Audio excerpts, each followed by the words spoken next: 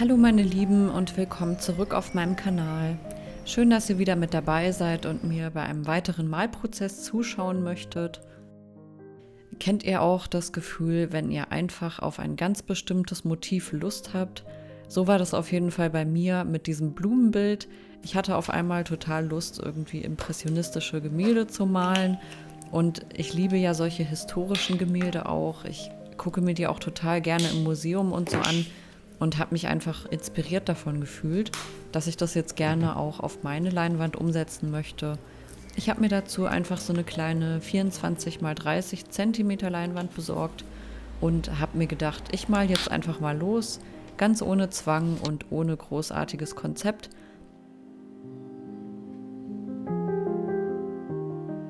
Und ich finde es auch ganz schön, wenn man einfach mal für sich und in Stille malen kann. Deswegen werde ich jetzt auch nicht viel erzählen in diesem Video, sondern ich möchte, dass ihr einfach den Prozess genießt. Trust the process ist hier das Motto bei diesem Gemälde und das soll auch das Leitmotiv sein für dieses Video. Lasst mir sehr gerne ein Like und ein Abo da, falls euch meine Videos gefallen und ihr euch für Kunst interessiert. Und wenn ihr euch inspiriert fühlt, ein ähnliches Gemälde zu malen, dann möchte ich euch auf jeden Fall meine Unterstützung dafür zusprechen. Macht einfach das, worauf ihr gerade Lust habt und vertraut darauf, dass ihr im Verlaufe des Prozesses schon wissen werdet, wo ihr am Ende landen werdet. Manchmal ist der Weg das Ziel. Und mit diesen Worten viel Spaß mit diesem Video.